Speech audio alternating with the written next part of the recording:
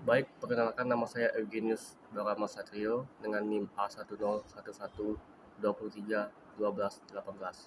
Pada kesempatan kali ini, saya akan menjelaskan tentang contoh kasus terkait dengan tindak pidana pelecehan seksual dalam mata kuliah kriminologi.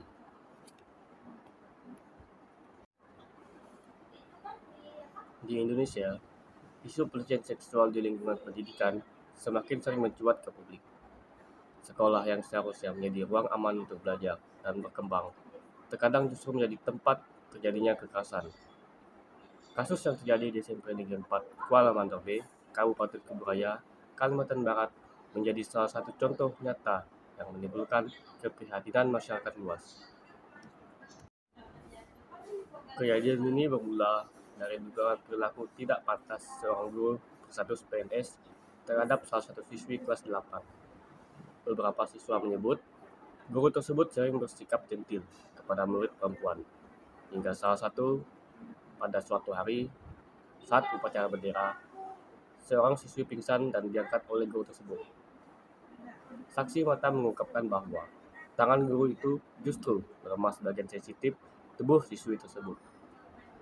Peristiwa lain juga diceritakan, misalnya saat kegiatan senam, di mana guru yang sama diduga kembali melakukan tindakan tidak pantasnya terhadap siswi tersebut. Melihat peristiwa itu, seorang guru honorer bernama Dionysius merasa terpanggil untuk melapor dengan niat melindungi murid. Ia mengajukan laporan dugaan pelecehan ke Polres Kuburaya. Namun, langkah berani itu justru berbalik arah. Bukannya mendapat dukungan, Dionysius malah diberhentikan secara sepihak oleh pihak sekolah. Pemecatan ini dilakukan tanpa prosedur yang jelas, tanpa surat peringatan, dan tanpa kesepakatan membela diri. Situasi ini kemudian mendapat perhatian publik. Forum Relawan Kemanusiaan Pontianak bersama tim advokat turun tangan mendampingi Dionysius. Mereka juga memastikan proses hukum berjalan dengan memantau laporan di kepolisian. Media lokal melaporkan bahwa kasus ini menimbulkan tanda tanya besar. Mengapa pelapor justru yang disingkirkan, sementara dugaan terhadap pelaku belum diselesaikan dengan transparan? Kasus ini memberi gambaran tentang ketimpangan kekuasaan dalam institusi pendidikan.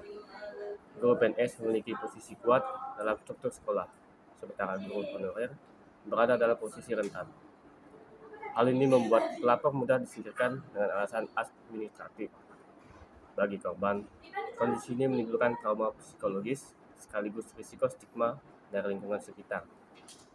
Bagi pelapor, pemecatan berarti kerugian ekonomi, tekanan sosial, bahkan label negatif sebagai pengganggu stabilitas sekolah. Dari sisi masyarakat, kasus ini menimbulkan krisis kepercayaan terhadap sekolah sebagai ruang aman. Banyak pihak menilai institusi pendidikan lebih memilih menjaga citra ketimbang melindungi siswi maupun pelapor.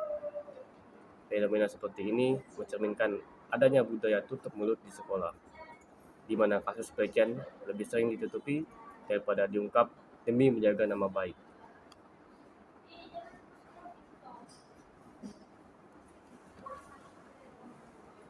Secara kriminologis, kasus ini bisa dijelaskan dengan beberapa teori. Pertama, teori labeling, menggambarkan bagaimana Dionysius sebagai pelapor justru mendapat label negatif dan dikorbankan. Kedua, teori konflik, yang menyoroti ketimpangan status antara guru PNS dan honorer, serta relasi antara kuasa guru dan murid.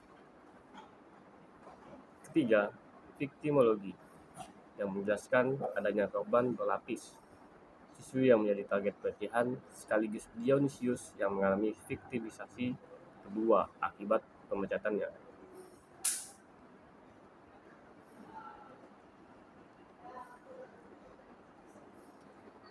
Hingga kini, kasus ini masih dalam proses hukum.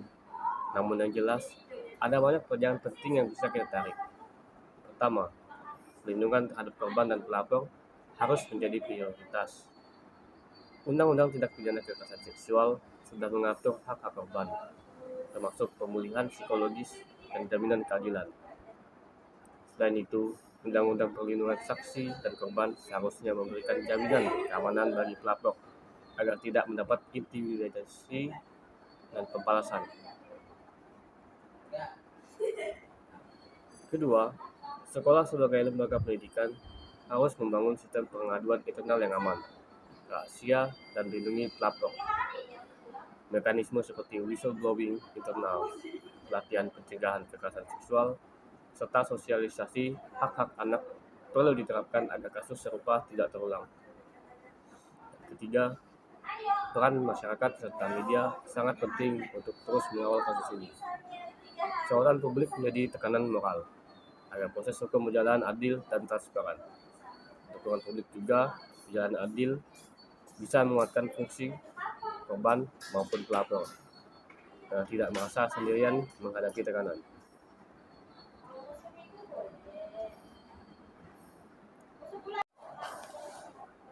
Akhirnya, kasus dugaan pelecehan seksual di SMP Negeri 4 Kuala Mandar bukan sekedar kisah tentang seorang siswi dan guru honorer. Kasus ini adalah cerminan dari persoalan struktural dalam sistem pendidikan kita. Bagaimana kekuasaan dapat disalahgunakan, bagaimana pelapor bisa dikorbankan, dan bagaimana budaya tutup mulut membuat keadilan sulit terwujud. Meski kasus ini masih dugaan dan masih dalam penyidikan aparat, adanya kasus ini dapat menjadi gambaran ke depannya, supaya kita dapat mengawasi perjalanan hukum yang berlaku di masyarakat, dan agar kasus ini tidak akan terjadi lagi ke depannya. Namun dari kasus ini pula, kita belajar bahwa keberanian untuk bersuara tetap penting. Sebab hanya dengan keberanian melawan ketidakadilan, perubahan bisa terjadi. Perlindungan bagi korban dan pelapor harus menjadi komitmen bersama, agar sekolah kembali menjadi ruang aman, tempat anak-anak kita bisa belajar tanpa rasa takut, dan tempat guru benar-benar menjadi teladan yang baik bagi murid-muridnya.